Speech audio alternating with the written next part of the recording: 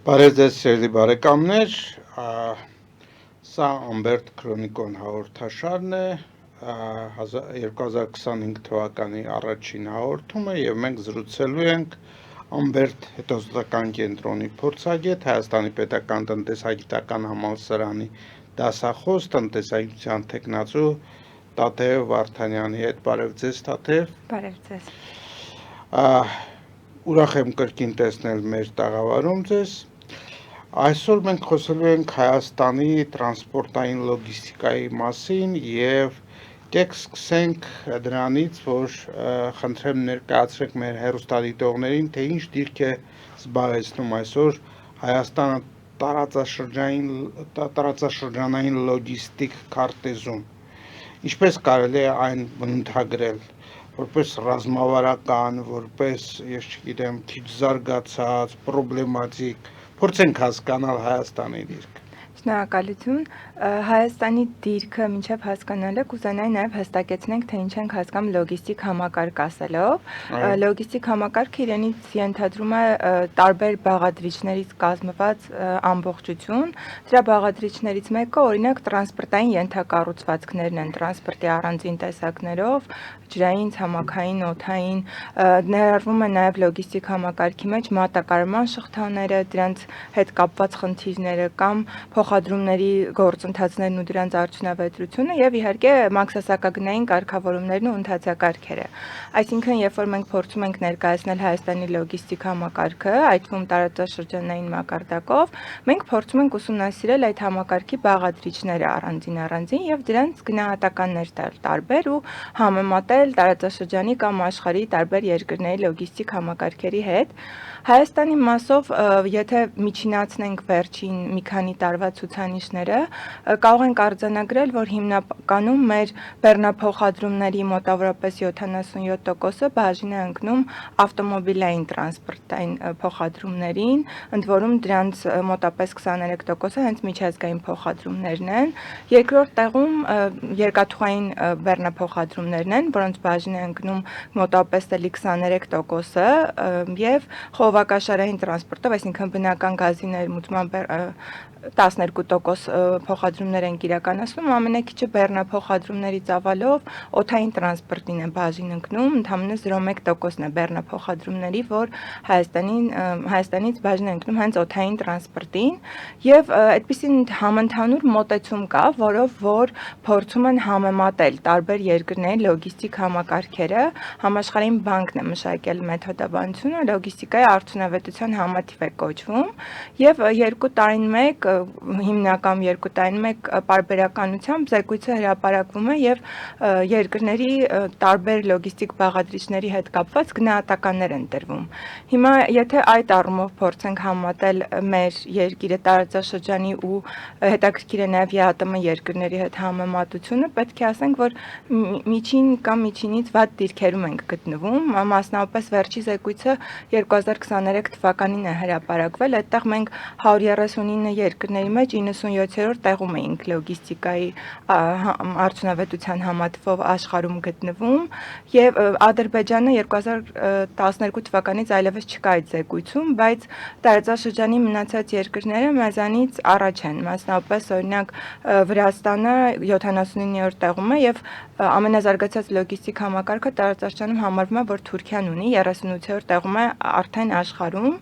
եւ նաեւ Իրանն է ներառված, Իրանն է միայն, որ մեզանից բավականին հետ է, 123-րդ տեղում է 139 երկրների շարքում։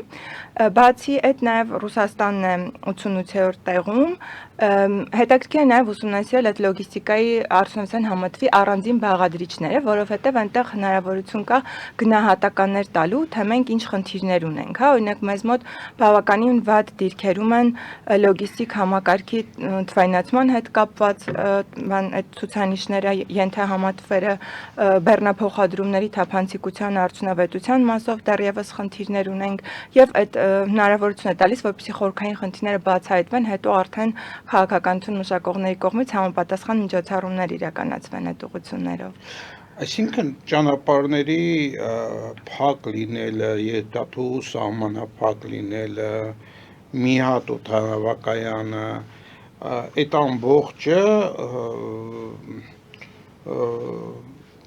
Հայաստանին դնում են փաստորեն բավականին տխուր դրության մեջ, բայց դուք նշեցիք, որ Հայաստանը ըստ երևույթին առաջ է ուրիշ բաներով, որ այդպիսի դիրք է գրավում։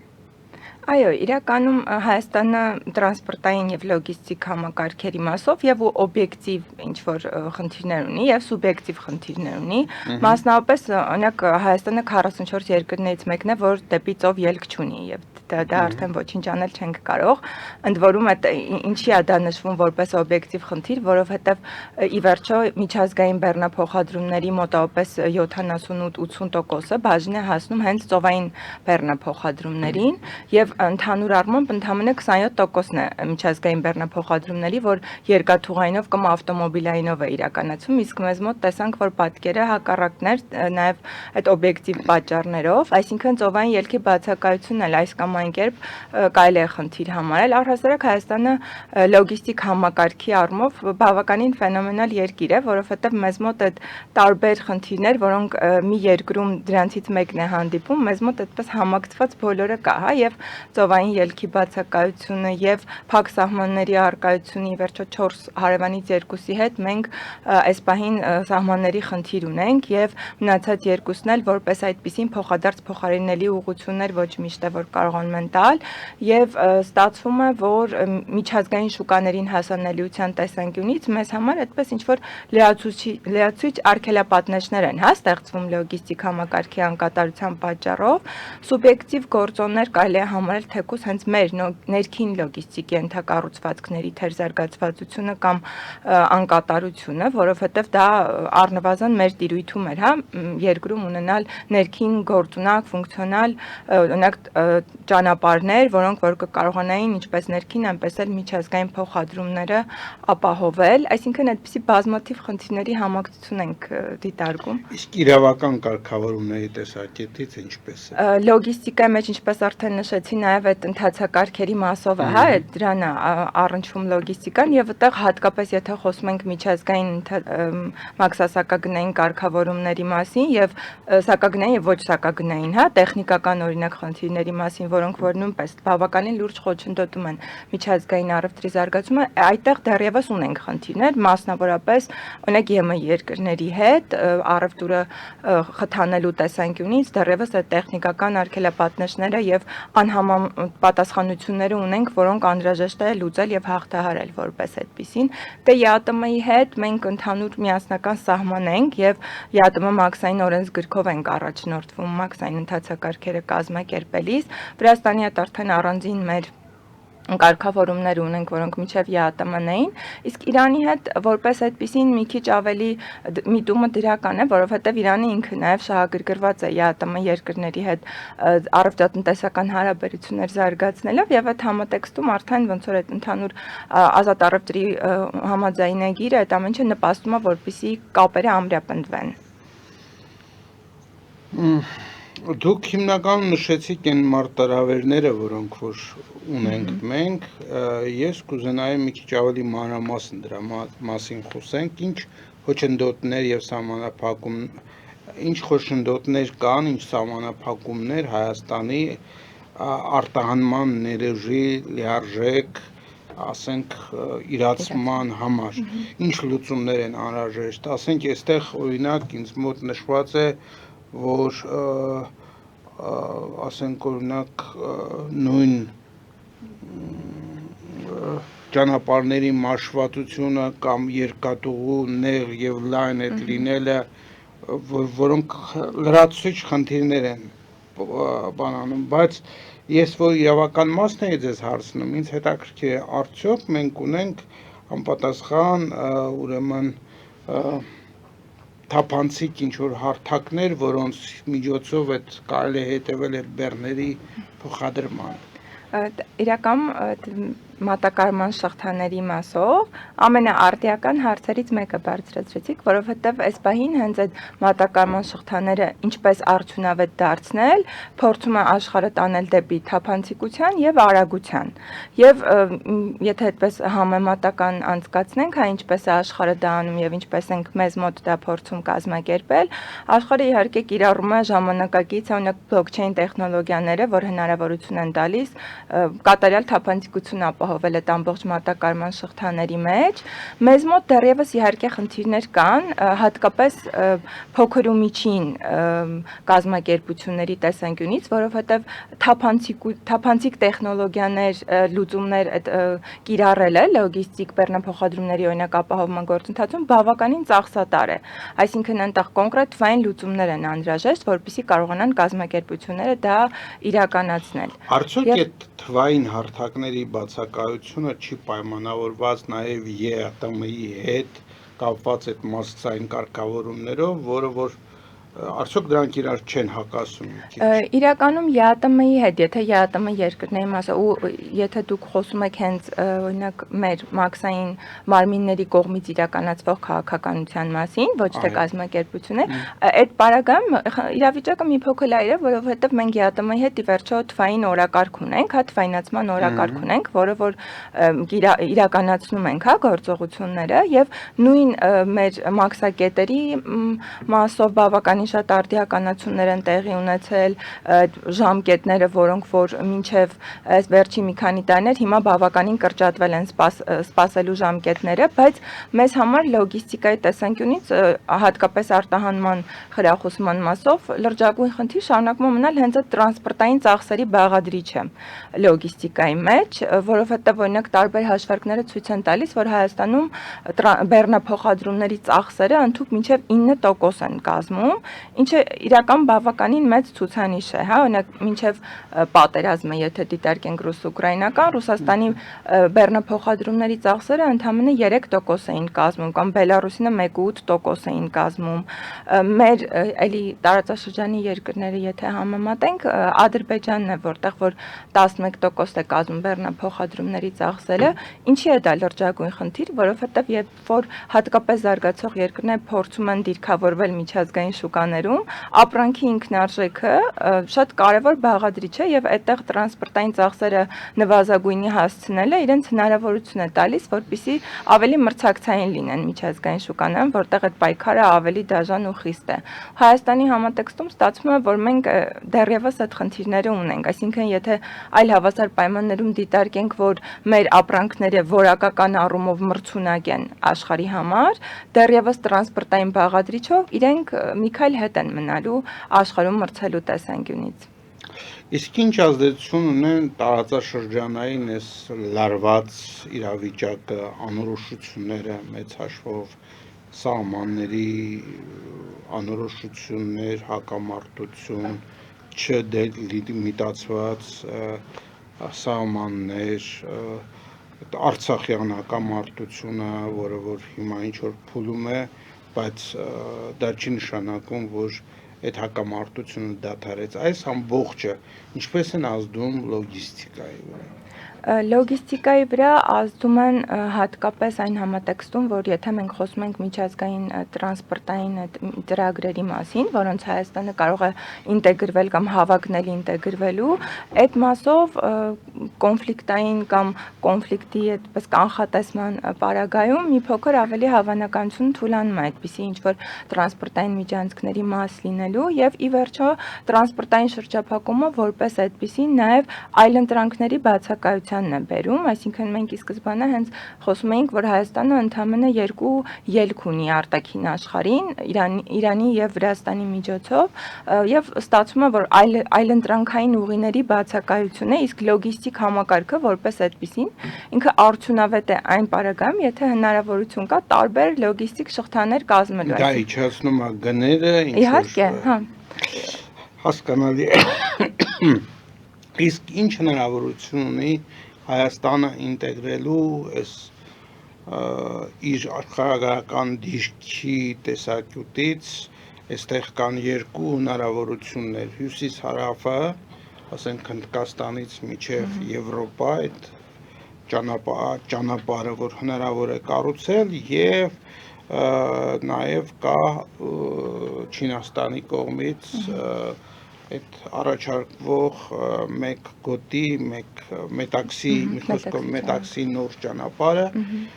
որը որ կարծես թե ավելի շատ դեպի Վրաստանը հիմա ուղղված Ադրբեջան, քան թե Հայաստան։ Իրականում, եթե տարածաշրջանային մակարդակով դիտարկենք, այսինքն մեր հարավային Կովկասի տարածաշրջանը, ասեն քիչ ընդհանրական գնահատական տանք, այստեղ տրանսպորտային ծրագրերի, միջազգային տրանսպորտային ծրագրերի պակաս չկա, որովհետև ինքը աշխարհագրական առումով բավականին լավ դիրքում է գտնվում մեր տարածաշրջանը եւ հնարավորություն է տալիս, որպեսզի արևմուտքը, արևելքը միավորվեն, հա, այնտեղ խաչմերուկային դեր է կատարում։ Այդ առումով արդեն խնդիրը կանում է նրանում, թե Հայաստանը որքանով է պատրաստ ինտեգրվելու այդ տրանսպորտային միջանցքներին, օրինակ ձեր նշած հյուսիս-հարավի մաս կազմում է Սև ծով, Պարսից ծով տրանսպորտային միջանցքը, որը որ եւ Իրանի տեսանկյունից է բավականին նշանակալի, Հնդկաստանի տեսանկյունից է բավականին նշանակալի եւ ի վերջո հնարավորություն է տալիս, որպեսզի այդ Թեհրան, Դելհի եւ Դելհի Թեհրան դեպի Եվրոպա կապը ամրապնդվի եւ Հայաստանը արդեն բավականին լուրջ հավակնություններ կարող է ունենալ։ Դերակատարություն է ստանձնում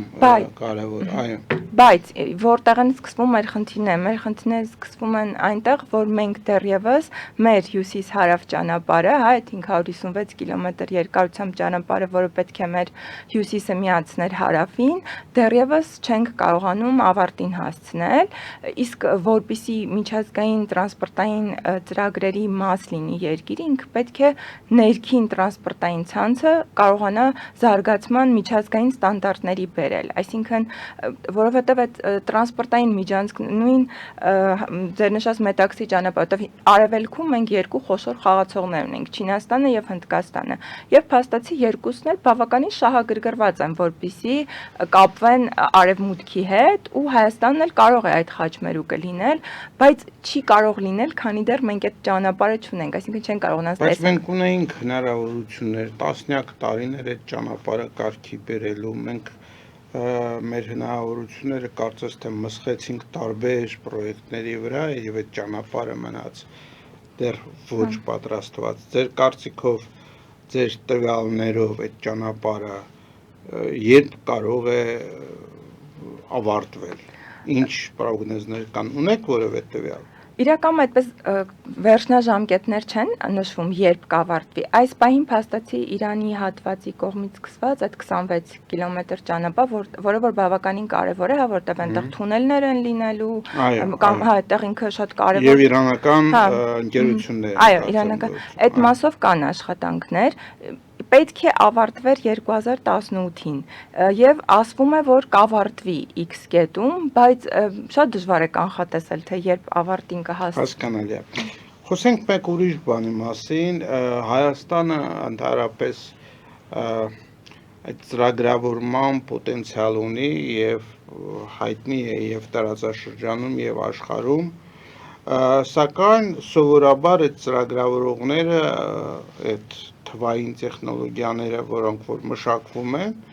հիմնականում մշակվում են տարբեր ընկերությունների համար եւ նույնիսկ մենք երբեմն չգիտենք, թե մեր ծրագրավորողները, ասենք Հայաստանում նստած, որ ընկերության, որ դետալի, որ համակարգի համար են ինչ որ մասեր մշակում։ Արդյոք նրանք կարող են իրանց վրա վերցնել այդ թվային լոգիստիկայի թվայնացման այդ խնդիրը։ Արդյոք պետությունը ունի այդ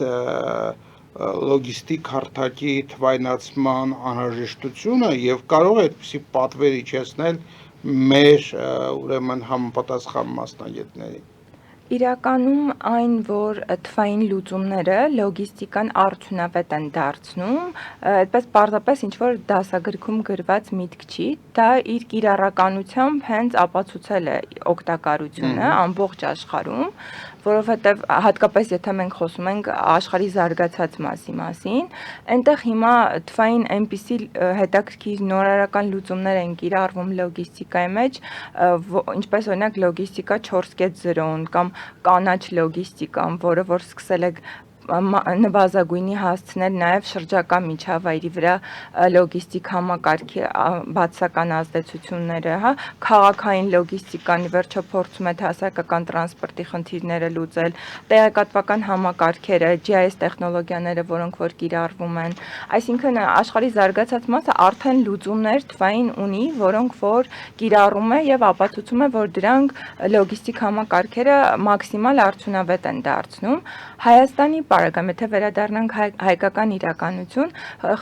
մի փոքր երկակի է մոտեցումը, որովհետև մի կողմից նաև խնդիր կա, որպեսզի մեր բիզնես հատվածը կարողանա ընդունել եւ կիրառել այդ տեխնոլոգիաները, այսինքն տեխնոլոգիաների ստեղծումը եւ դրանց կիրառումը, իսկ այդտեղ արդեն ինչպես դուք նշեցիք, ինչ որ մեկը պետք է կապող օղակ լինի եւ լավագույն կապող օղակը կարող է լինել հենց պետությունը, որ համապատասխան հարթակներ ստեղծվի, որպեսզի կարողանան բիզնես հատվածի ներկայացուցիչները, որոնք հիմնական արտանման կամ ներմուծման քաղաքական ինչ որ գործառույթներ են իրականացնում եւ այդ տեխնոլոգիաները մշակելու կարողություններ ունեցող մարդիկ կարողանան համագործակցել, որտեղ կամ այդ է լուծումը, կամ լուծումը այն է, որպեսզի դրսում ստեղծված թվային լուծումները մենք ներմուծենք Հայաստան, որոնք որ բավականին ծախսատար են լինելու մեր բիզնես ոլորտի ներկայացուցիչների համար։ Հասկանալի է, եւ որպես ամփոփում եկեք այնուամենայնիվ փորձենք հասկանալ, թե որոնք են այն հիմնական գործողությունները, ռազմավարական գործողությունները, որ Հայաստանի իշխանությունները պետք է անեն, ուրեմն մեր լոգիստիկայի, ուրեմն մրցունակությունը բարձրացնելու համար։ Լոգիստիկայի մրցունակությունը բարձրացնելու տեսանկյունից շատ կարևոր է հասկանալ, թե որն է մեր տնտեսության տեսլականը։ Եթե մենք այնուամենայնիվ ուզում ենք աշխարհի համար տնտեսապես ընկալելի լինել եւ ինչ որ ապրանքներ կարողանալ միջազգային շուկաներում դիրքավորել, մեզ համար կարևոր նշանակություն ունի, որպեսզի այն ապրանքները, որոնք որ Հայաստանից դուրս են գալիս, իրենք ընդունելի լինեն, օրինակ ԵՄ երկրների համար։ Եվ այդտեղ արդեն օրինակ կարևոր է մաքսային լաբորատորիաների առկայությունը, որտեղ որ այդ փորձաքննությունները կանցկացվեն եւ ստանդարտների համապատասխանության սերտիֆիկատները կտրվեն, որպեսզի ԵՄ-ն թույլ տա մեր ապրանքները ներմուծվեն ԵՄ շուկա։ Հետո բացի այդ էլի խնդիր է, որը օրակարգային լուծում է պահանջում, մաքսային պահեստները, որովհետեւ մեր տնտեսվարողները պարբերաբար խնդիրներ են ունենում, եթե օրինակ եղանակային պայմաններից ելներով մաքսային անցակետերում ինչ որ 1-2 օր պետք է նրանք սպասեն, քանի որ մաքսային պահեստները մաքսակետերից բավականին հեռու են գտնվում, հիմնական Երևանում են տեղակայված, համապատասխան պահման պայմաններ չկան իրենց ապրանքների եւ ստացվում է, որ իրենք այդտեղ վնասներ են կրում, այսինքն ամբողջ աշխարհում ընդունված պրակտիկա է, որ պետքա մաքսային պահեստները մոտ լինեն մաքսակետերին, որովհետեւ խնդիրների դեպքում հնարավորություն լինի արագ այդ խնդիրներն արձագանքել ու լուծել, հա, եւ իհարկե մենք դա մի քանի անգամ նշեցինք, բայց ես կարծում եմ, որ մեկը միևնույն է քիչ է մեր ներքին տրանսպորտային համակարգի զարգացվածությունը, որովհետեւ ոչինչ չի կարող լինել եւ առաջ գնալ, եթե մենք ի վերջո հյուսիս-հարավը չկարողանանք ավարտին հասցնել, միջպետական, ներպետական ճանապարհները չկարողանանք կատարելագործել, որովհետեւ տնտեսագիտության մեջ այդպիսի մոտեցում կա, որ ի վերջո ներդրումները գնում են այնտեղ, որտեղ ճանապարհները իրենց տանում են։ Եթե մենք ճանապարհներ չունենանք, մեր տնտեսության զարգացման տեսանկյունից, ներդրումների ապահովման տեսանկյունից, զբաղվածության տեսանկյունից խնդիրները շարունակելու են այսքան սուր մնալ։ Փաստորեն ինչ ստացվեց, ենթակառուցվածքները պիտի դառնան ավելի ժամանակակից, ասենք երկաթուղիները պետք է էլեկտրաֆիկացվեն, ես չգիտեմ, ճանապարհները պիտի վերահսկվեն, պատրաստ լինեն այդ ամբողջը անելու համար, պետք է ինձ թվում է Իրան, Հայաստան, Վրաստան այդ ճանապարհը պիտի երկու ուղղություններով ավելի ակտիվ լինի եւ փաստորեն ստացվում է, որ այդ բոլոր գործունեությունը պիտի անեն համապատասխան ծրագրերով պետական մարմինները, իսկ պետական մարմինները այդ ծրագրերը անելու համար համապատասխան պատկերացումներ կամ